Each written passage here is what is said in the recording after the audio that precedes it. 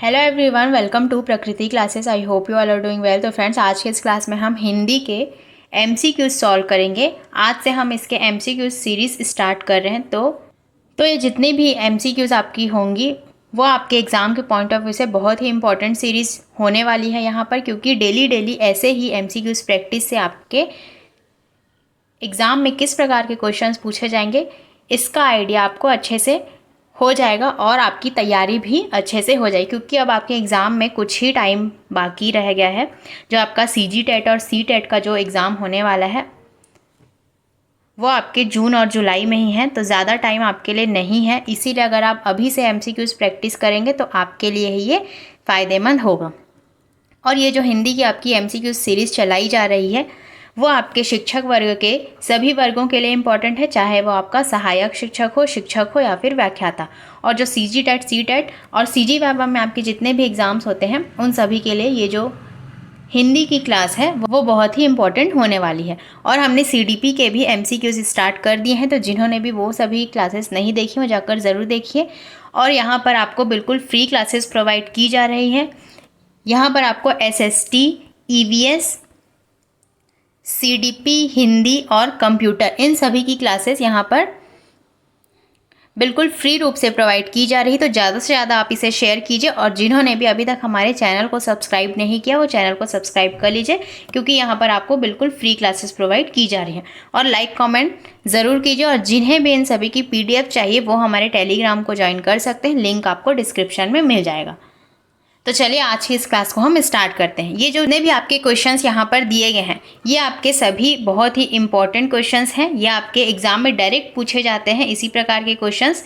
तो आप लास्ट तक इसमें ज़रूर बने रहेंगे। टोटल आपके 30 क्वेश्चंस होंगे और कॉमेंट में ज़रूर बताएंगे कि आपके कितने क्वेश्चंस इसमें से सही हुए। ये सभी आपके विभिन्न प्रकार के एग्जाम में पूछे गए क्वेश्चंस ही हैं।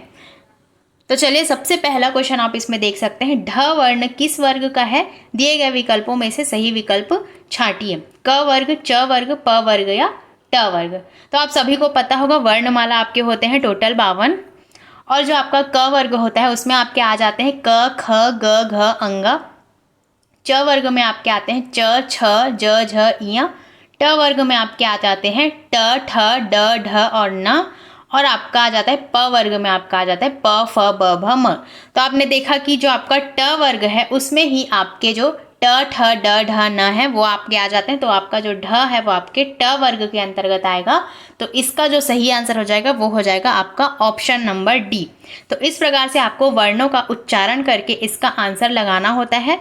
तो इस प्रकार के जो क्वेश्चन होते हैं आपको इसी तरीके से सॉल्व करना होता है। अब नेक्स्ट क्वेश्चन आप इसमें देख सकते हैं। क्वेश्चन नंबर 2, भाषा की सबसे छोटी इकाई की पहचान कीजिए। निम्नलिखित विकल्पों में से आपको इसकी पहचान करनी है। जो आपकी भाषा की सबसे छोटी इकाई होती है वो क्या होती है? ध्वनि, शब्द, अनुच्छेद या वाक्य। तो जो आपकी भाषा की सबसे छोटी इकाई होती है उसे आपका कहा जाता है ध्वनि। इसका सही आंसर हो जाएगा आपका ध्वनि। और जो आपकी लघुत्तम वाग ध्वनि होती है उसे ही आपका वर्ण कहा जाता है। और जो आपका वर्ण होता है उस मूल ध्वनि को आपका कहा जाता है जिसके कोई खंड या टुकड़े नहीं होते। जैसे कि आपने अ लिखा, इसके आप कोई भी टुकड़े नहीं कर सकते हैं, इसके कोई खंड नहीं कर सकते। इसी प्रकार जो आपके हिंदी में जो 52 प्रकार के जो आपके वर्ण हैं उनको आपके उच्चारण के समूह के आधार पर वर्णमाला कहा जाता है। तो ये सभी पॉइंट्स आप इसमें याद रखेंगे। जितने भी एडिशनल पॉइंट्स यहाँ पर आपको बताए जा रहे हैं उन सभी को आप अच्छे से याद रखेंगे, क्योंकि इनसे भी आपके एग्जाम में क्वेश्चन पूछे जाते हैं। तो इसका जो सही आंसर हो जाएगा वो हो जाएगा आपका ध्वनि। अब नेक्स्ट क्वेश्चन आप इसमें देख सकते हैं। ज्ञ वर्ण किन वर्णों के संयोग से बना है? निम्नलिखित विकल्पों में से उपयुक्त की पहचान कीजिए।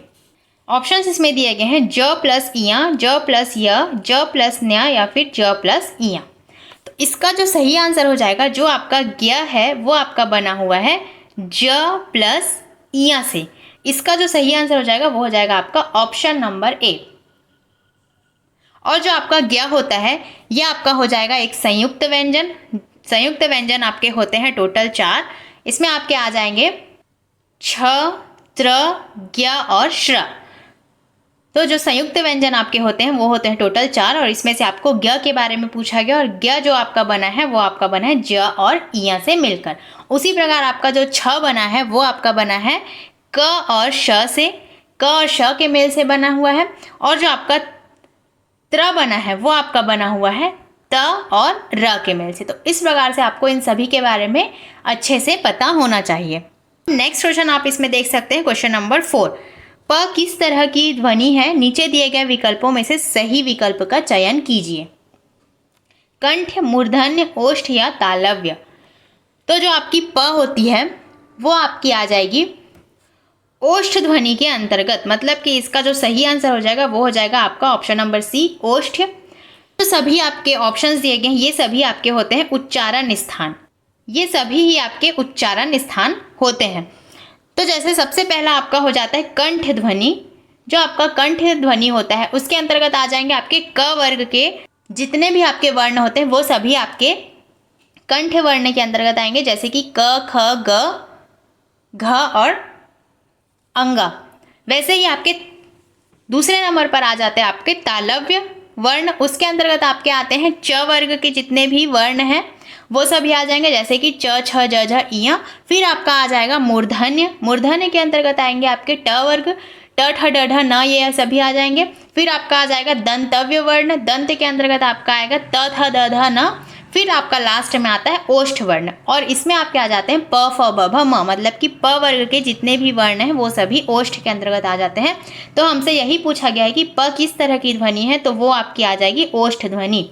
इस प्रकार से इन सभी उच्चारण स्थान के बारे में आपको पता होना चाहिए। किसी भी उच्चारण स्थान से आपके एग्जाम में क्वेश्चन पूछे जाते हैं। अब नेक्स्ट क्वेश्चन आप इसमें देख सकते हैं, क्वेश्चन नंबर 5। किसी स्वर की सहायता से उच्चारित होने वाले वर्ण क्या कहलाते हैं? निम्नलिखित विकल्पों में से उपयुक्त की पहचान कीजिए। विसर्ग, व्यंजन, महाप्राण या अनुस्वार। किसी स्वर की सहायता से उच्चारित होने वाले जो वर्ण होते हैं उसे आपको पूछा गया है, तो वो आपका कहलाता है, तो इसका जो सही आंसर हो जाएगा वो हो जाएगा आपका व्यंजन। व्यंजन में आपके स्वर की सहायता से उच्चारित होने वाले वर्ण आपके व्यंजन कहलाते हैं। जैसे कि आपने क को उच्चारण किया तो उसमें आपका जुड़ा होता है अ, इसीलिए ये बना होता है क। इसमें आपके जितने भी व्यंजन होते हैं उसमें स्वर के सहायता के बिना आप उसे उच्चारित नहीं कर सकते, इसीलिए जो स्वर की सहायता से उच्चारित होने वाले वर्ण आपके कहलाते हैं वो कहलाते हैं आपके व्यंजन। इस प्रकार से इसका आंसर हो जाएगा ऑप्शन नंबर बी, व्यंजन।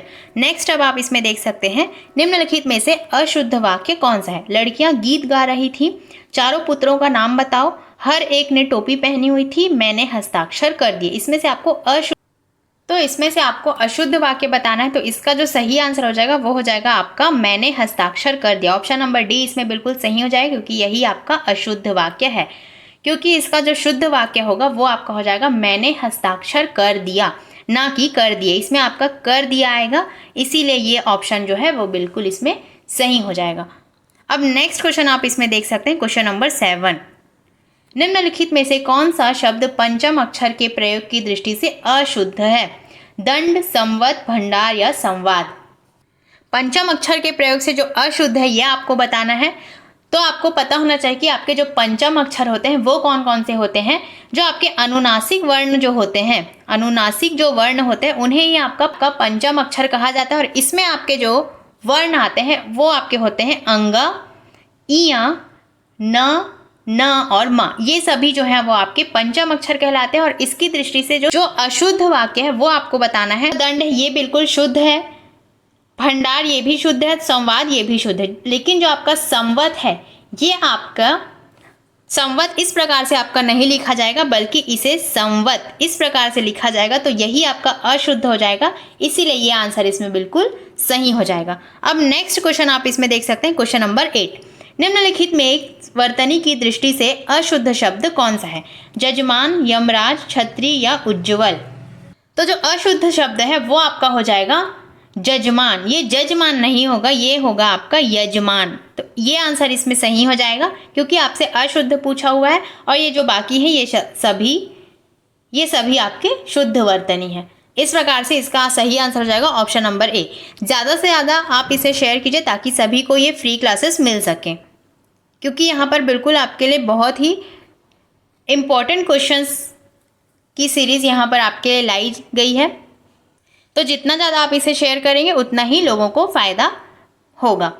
अब नेक्स्ट क्वेश्चन आप इसमें देख सकते हैं, क्वेश्चन नंबर 9, निम्नलिखित में से वर्तनी की दृष्टि से अशुद्ध शब्द कौन सा है? भूख, धोखा, अभिष्ट या धंधा। तो आपसे अशुद्ध शब्द पूछा गया है, तो इसका जो सही आंसर हो जाएगा वो हो जाएगा आपका धोखा। धोखा इस प्रकार से नहीं लिखा जाता, बल्कि धोखा आपका लिखा जाता है इस प्रकार से। तो इसका जो सही आंसर हो जाएगा ऑप्शन नंबर बी। अब नेक्स्ट क्वेश्चन आप इसमें देख सकते हैं, क्वेश्चन नंबर 10, निम्नलिखित वाक्यों में से शुद्ध वाक्य कौन सा है? वह खाना खा लिया क्योंकि भूखा था। तुम सारा दोष अपने सिर पर क्यों लेते हो? तुम सारा दोष अपने सिर क्यों लेते हो? तुम दोष सारा अपने सिर पर क्यों लेते हो? इसका जो शुद्ध वाक्य हो जाएगा वो आपका हो जाएगा, तुम सारा दोष अपने सिर क्यों ले लेते हो। तो ऑप्शन नंबर सी इसमें बिल्कुल सही हो जाएगा। और ये जो अन्य वाक्य हैं ये आपके हो जाएंगे अशुद्ध वाक्य। तो इसमें जो सही वाक्य हो जाएगा वो आपका हो जाएगा ऑप्शन नंबर सी। अब नेक्स्ट आप इसमें देख सकते हैं, क्वेश्चन नंबर 11, निम्नलिखित प्रश्न में 4 विकल्पों में से उस विकल्प का चयन करें जो भाववाचक संज्ञा का विकल्प नहीं है। खारापन, ग्राम्य, तेजस्विता या चिकनाई। आपको भाववाचक संज्ञा कौन सा नहीं है ये आपको बताना है। तो खारापन इसमें बिल्कुल सही हो जाएगा, ये आपका भाववाचक संज्ञा के अंतर्गत आएगा। तेजस्विता भी आपके भाववाचक संज्ञा के अंतर्गत आएगा, और आपका चिकनाई भी इसमें भाववाचक संज्ञा के अंतर्गत ही आएगा। लेकिन जो आपका ग्राम्य है ऑप्शन नंबर बी इसमें बिल्कुल सही हो जाएगा, क्योंकि जो आपका ग्राम्य है वो आपके भाववाचक नहीं बल्कि जातिवाचक संज्ञा के अंतर्गत आएगा। और जो आपका भाववाचक संज्ञा होता है उसमें किसी भी व्यक्ति के गुण या फिर किसी वस्तु के गुण आदि का बोध होता है, तो उसे आपका भाववाचक संज्ञा कहा जाता है। और जो आपका ग्राम्य है वो आपके जातिवाचक संज्ञा के अंतर्गत आएगा। इस प्रकार से इसमें सही आंसर आपका हो जाएगा ऑप्शन नंबर बी। अब नेक्स्ट क्वेश्चन आप इसमें देख सकते हैं, आपके जो ग्रामर पोर्शन में जितने भी इंपॉर्टेंट टॉपिक्स आपके दिए गए हैं सिलेबस में, उन सभी टॉपिक्स के ही मिले जुले यहाँ पर क्वेश्चंस का संग्रह आपके लिए लाया गया है। तो ये जितने भी क्वेश्चंस हैं वो बहुत ही इंपॉर्टेंट है। तो लास्ट तक आप ज़रूर बने रहेंगे और कमेंट में ज़रूर बताएंगे कि आपके कितने क्वेश्चन सही हुए। नेक्स्ट आप इसमें देख सकते हैं, निम्नलिखित प्रश्न में से 4 विकल्पों में से उस विकल्प का चयन करें जो भाववाचक संज्ञा का विकल्प नहीं है। फिर से आपको भाववाचक संज्ञा कौन सा नहीं है यह आपको बताना है। बूढ़ा, फैलाव, परिष्कार या प्रयोग। तो इसका जो सही आंसर हो जाएगा वो हो जाएगा आपका बूढ़ा। बूढ़ा आपका भाववाचक संज्ञा के अंतर्गत नहीं आएगा। अगर इसकी जगह पर आपका बुढ़ापा लिखा गया होता तो ये आपका हो जाता भाववाचक संज्ञा, लेकिन जो बूढ़ा है वो आपके भाववाचक संज्ञा के अंतर्गत नहीं आएगा, ये आपका आ जाएगा जातिवाचक संज्ञा के अंतर्गत। तो इस प्रकार से इसका सही आंसर हो जाएगा वो हो जाएगा आपका ऑप्शन नंबर ए बूढ़ा। अब नेक्स्ट आप इसमें देख सकते हैं, क्वेश्चन नंबर 13, निम्नलिखित प्रश्न में आपको जो विराम चिन्ह युक्त वाक्य का सही विकल्प है उसे आपको बताना है। ऑप्शन नंबर ए में दिया गया है कि आह यह पीड़ा अब और सहन नहीं होती, आह यह पीड़ा अब और सहन नहीं होती, आह यह पीड़ा अब और सहन नहीं होती, या फिर आह यह पीड़ा अब और सहन नहीं होती। तो आपको इसमें से जो सही विकल्प है उसे आपको बताना है। तो जो ऑप्शन नंबर ए है यही इसमें बिल्कुल सही हो जाए, क्योंकि इसमें स्पष्ट लिखा है कि आह यह पीड़ा अब और सहन नहीं होती। बाकी जो तीनों ऑप्शंस है वो बिल्कुल गलत है इसमें से। तो आपको सही वाक्य बताना था, तो यही ऑप्शन इसमें बिल्कुल सही हो जाएगा। अब नेक्स्ट आप इसमें देख सकते हैं, क्वेश्चन नंबर 14, दिए गए शब्द की संज्ञा ज्ञात कीजिए। भीड़ कौन सी संज्ञा यह आपसे पूछा गया है। व्यक्तिवाचक संज्ञा, भाववाचक संज्ञा, द्रव्यवाचक या फिर समूहवाचक संज्ञा।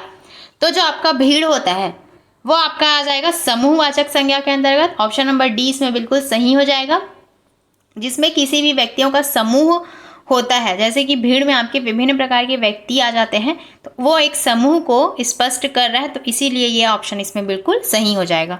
अब नेक्स्ट आपका दिया गया क्वेश्चन नंबर 15, निम्नलिखित शब्दों में से कौन सा शब्द समूहवाचक संज्ञा है ज्ञात कीजिए। गड्डी, अच्छाई, गुलाब या गेहूं। तो जो आपका समूहवाचक संज्ञा हो जाएगा वो आपका हो जाएगा जो गड्डी है, ये आपका हो जाएगा समूहवाचक संज्ञा।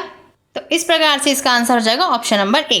नेक्स्ट है आपका क्वेश्चन नंबर 16, दिए गए वाक्य में संबंधवाचक सर्वनाम ज्ञात कीजिए। बच्चे वही कहानी सुनेंगे जो सच है। इसमें से आपको सर्वनाम बताना है। बच्चे जो, वही जो, वही जो या फिर कहानी सच। तो आपको इस वाक्य में से कौन सा सर्वनाम है, संबंधवाचक सर्वनाम है, यह आपको बताना है। तो इसका जो सही आंसर हो जाएगा वो आपका हो जाएगा ऑप्शन नंबर बी, वही। और जो इसमें जो लिखा गया है वो आपका संबंधवाचक सर्वनाम के अंतर्गत आएगा। और जो आपके सर्वनाम के जो भेद होते हैं वो आपके होते हैं टोटल 6। सबसे पहला आपका आता है पुरुषवाचक सर्वनाम, दूसरा आपका होता है निश्चयवाचक सर्वनाम, अनिश्चयवाचक सर्वनाम, फिर आपका होता है निजवाचक, फिर आता है आपका संबंधवाचक, और फिर आपका आता है प्रश्नवाचक। और जो आपका पुरुषवाचक सर्वनाम होता है उसमें आपके आ जाते हैं मैं, हम, तुम, आप, ये, वे, वह। और आपका निश्चयवाचक सर्वनाम के अंतर्गत आता है यह और वह।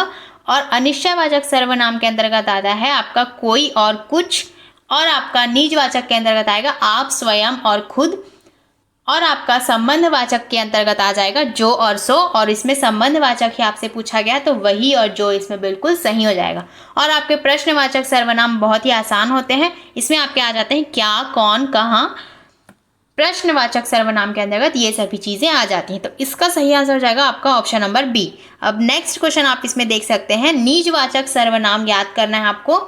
सफलता पाने के लिए तुम्हें स्वयं कठोर परिश्रम करना पड़ेगा। करना के लिए स्वयं या तुम्हें।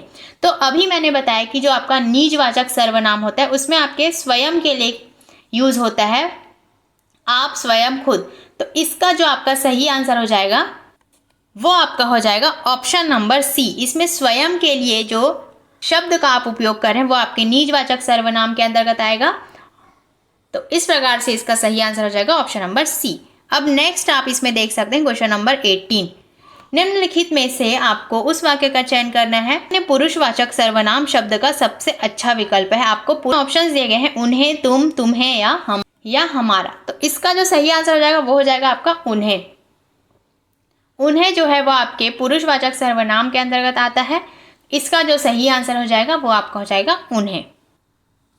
जो आपका पुरुषवाचक सर्वनाम होता है उसके भी 3 प्रकार होते हैं। उसमें आपके आ जाते हैं अन्य पुरुषवाचक, मध्यम पुरुषवाचक और उत्तम पुरुषवाचक। तो इसमें अन्य पुरुषवाचक के बारे में आपसे पूछा गया तो इसके अंतर्गत आता है आपका उन्हें। तो इसमें आप कंफ्यूज नहीं होंगे। तो इसका सही आंसर हो जाएगा आपका ऑप्शन नंबर ए, उन्हें। अब नेक्स्ट आप इसमें देख सकते हैं क्वेश्चन नंबर 19। निम्नलिखित प्रश्न में से आपको उस विकल्प का चयन करना है जो आपके वाक्य के अनुसार सर्वनाम के भेद का ही विकल्प है। इसमें आपको एक शब्द दिया गया है स्वाद में कुछ कमी है। संबंधवाचक सर्वनाम, पुरुषवाचक सर्वनाम, प्रश्नवाचक या फिर अनिश्चयवाचक सर्वनाम। इसका जो सही आंसर हो जाएगा वो आपका हो जाएगा अनिश्चयवाचक सर्वनाम। स्वाद में कुछ कमी है यह आपका आ जाएगा अनिश्चयवाचक में। इसमें आपका कुछ लिखा गया और कुछ जो आपका आता है अनिश्चयवाचक के अंतर्गत आता है। तो ये जो सभी की पॉइंट्स है इन्हें आपको याद करना होगा, तभी आपसे एग्जाम में क्वेश्चन बनेंगे। अब आप नेक्स्ट इसमें देख सकते हैं क्वेश्चन नंबर 20। लास्ट के 10 क्वेश्चन और आपके बच गए हैं, तो लास्ट तक आप जरूर बने रहेंगे। निम्नलिखित प्रश्न में से 4 विकल्पों में से उस विकल्प का आपको चयन करना है जो अन्य पुरुषवाचक सर्वनाम का सबसे अच्छा विकल्प है। आपको हम, मेरा या इसने। इसके अंतर्गत आपका आ जाएगा इसने। जो आपका इसने है वो आपके अन्यवाचक सर्वनाम के अंतर्गत आता है। और जो आपका हम होता है यह आपका आ जाएगा उत्तम पुरुष के अंतर्गत। इसी प्रकार से इसका आंसर हो जाएगा ऑप्शन नंबर डी, इसने। अब नेक्स्ट आप इसमें देख सकते हैं क्वेश्चन नंबर 21। निम्नलिखित वाक्य में से परिणामवाचक विशेषण ज्ञात कीजिए। मुझे सूट के लिए 4 मीटर कपड़ा चाहिए। ऑप्शन इसमें दिए गए हैं सूट, 4 मीटर के लिए या कपड़ा। तो इसका जो सही आंसर हो जाएगा, जो परिमाणवाचक, जो आपका परिणामवाचक विशेषण हो जाएगा वो आपका हो जाएगा ऑप्शन नंबर सी। 4 मीटर जो है वो आपका परिणामवाचक विशेषण के अंतर्गत आएगा, क्योंकि जो आपका परिमाणवाचक होता है वो आपका हो जाता है नाप या तौल, जिसमें आपका पता लगाया जाता है, वो आपका आ जाता है परिणामवाचक के अंतर्गत। तो इस प्रकार से इसका आंसर जाएगा ऑप्शन नंबर सी, 4 मीटर। अब नेक्स्ट आप इसमें देख सकते हैं क्वेश्चन नंबर 22। इसमें से आपको बताना है निम्नलिखित में से 4 विकल्पों में से उस विकल्प का चयन करें जो कोष्ठक में दिए गए शब्दों के अनुसार विशेषण के भेद वाला विकल्प हो। गिलास में बहुत कम दूध बचा है। इसमें जो कोष्ठक में कम लिखा गया है यह आपके कौन से विशेषण के अंतर्गत आएगा, यह आपसे पूछा गया है। व्यक्तिवाचक विशेषण, सार्वनामिक विशेषण, अनिश्चित परिमाणवाचक विशेषण या निश्चित परिमाणवाचक विशेषण। इसका जो सही आंसर हो जाएगा वो आपका हो जाएगा अनिश्चित परिमाणवाचक विशेषण, क्योंकि इसमें आपको निश्चितता के बारे में नहीं पता है। गिलास में बहुत कम दूध बचा, ये आपके अनिश्चित परिमाणवाचक विशेषण के अंतर्गत आएगा, इसीलिए इसका आंसर हो जाएगा ऑप्शन नंबर सी। अब नेक्स्ट है आपका क्वेश्चन नंबर 23। इसमें से आपके अवयव के भेद के बारे में बताना है। विद्या के बिना मनुष्य पशु है। क्रिया विशेषण अव्यय, समुच्चय बोधक अव्यय, विस्मयादि बोधक अव्यय या संबंध बोधक अव्यय। इसका जो सही आंसर हो जाएगा वो आपका हो जाएगा संबंध बोधक अव्यय। जो विद्या के बिना मनुष्य पशु है, यह आपके संबंध बोधक अव्यय के अंतर्गत आएगा, क्योंकि जो संबंध बोधक अव्यय होता है इसमें आपके किसी भी प्रकार के संज्ञा या सर्वनाम के संबंध के साथ जो आपका बोध होता है वो आपका हो जाता है संबंध बोधक अव्यय। जैसे कि आपका जो विद्या है ये आपका हो जाएगा एक प्रकार का संज्ञा, के बिना आपका हो जाएगा ये आपका हो जाएगा अव्यय, और जो आपका मनुष्य है ये भी आपका हो जाएगा संज्ञा। तो इसमें आपको संज्ञा या सर्वनाम के साथ जो संबंध का बोध कराता है उसे ही आपका संबंध बोधक अव्यय कहा जाता है। तो इसी प्रकार से इसका आंसर हो जाएगा ऑप्शन नंबर डी। अब नेक्स्ट है आपका क्वेश्चन नंबर 24। इसमें से आपको विशेषण कौन सा है ये आपको बताना है। सोहम तुमसे चौगुना काम करता है। परिमाणवाचक विशेषण, सार्वनामिक विशेषण, गुणवाचक या फिर संख्यावाचक विशेषण। तो इसका सही आंसर हो जाएगा आपका संख्यावाचक विशेषण। इसमें सीधे सीधे आपको संख्या का प्रारूप इसमें दिया गया है, तो आपका चौगुना जो आएगा वो आपके संख्यावाचक के अंतर्गत आएगा, इसीलिए इसका सही आंसर हो जाएगा आपका ऑप्शन नंबर डी। अब नेक्स्ट है आपका क्वेश्चन नंबर 25। इसमें से आपको विशेषण बताना है। थाली में बहुत खाना बचा है। जो आपका बहुत है वो किस प्रकार का विशेषण है यह आपको बताना है। निश्चित संख्यावाचक, निश्चित परिमाणवाचक, अनिश्चित परिमाणवाचक या अनिश्चित संख्यावाचक। तो जो खाली में बहुत खाना बचा है ये आपका आ जाएगा अनिश्चित परिमाणवाचक के अंतर्गत।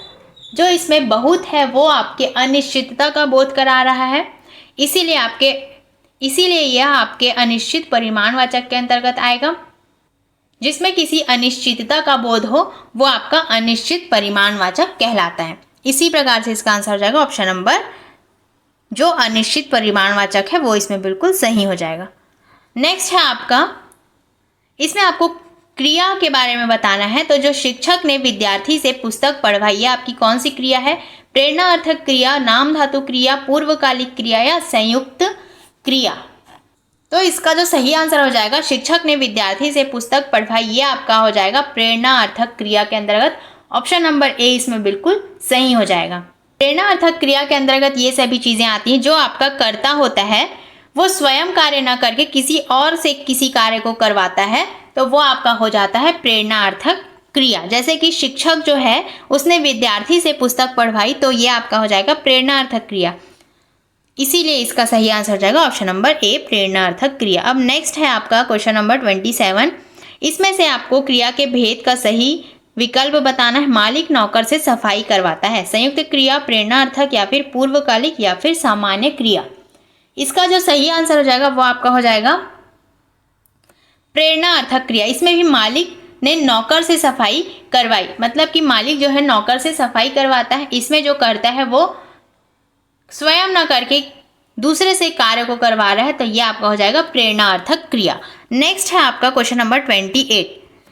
इसमें से आपको कौन सी क्रिया है ये बताना है। शिशु रो रहा है। सकर्मक, पूर्वकालिक, संयुक्त या अकर्मक क्रिया। इसका जो सही आंसर हो जाएगा वो आपका हो जाएगा, जो शिशु है वो रो रहा है, वो आपका आ जाएगा अकर्मक क्रिया के अंतर्गत। और जो आपकी अकर्मक क्रिया होती है उसमें जो आपका होता है क्रिया जो होती है उसे पूर्ण होने के लिए किसी कर्म की आवश्यकता नहीं पड़ती, इसीलिए ये आपका हो जाएगा अकर्मक क्रिया। अब नेक्स्ट है आपका क्वेश्चन नंबर 29। श्याम सोता है, ये किस प्रकार की क्रिया है। प्रेरणार्थक, सकर्मक, पूर्वकालिक या अकर्मक। इसका सही आंसर हो जाएगा आपका अकर्मक। ये भी आपका अकर्मक क्रिया के अंतर्गत आएगा, जिसमें किसी भी क्रिया का जो फल होता है वो कर्ता पर ही पड़ता है, तो यही आपका अकर्मक क्रिया कहलाता है। तो जो श्याम सोता है वो आपके अकर्मक के अंतर्गत आएंगे। अब आज का हमारा लास्ट क्वेश्चन आप इसमें देख सकते हैं। लड़के मैच 4 बजे से खेल रहे हैं, क्रिया का विस्तार कौन सा है। 4 बजे से मैच खेल रहे हैं या लड़के। इसका जो सही आंसर आपका हो जाएगा वो हो जाएगा 4 बजे से। ऑप्शन नंबर ए इसमें बिल्कुल सही हो जाएगा। इसमें जो क्रिया का विस्तार है वो इसमें बिल्कुल सही हो जाएगा। जो 4 बजे से लड़के मैच खेल रहे हैं यही क्रिया के अंतर्गत आ जाएगी।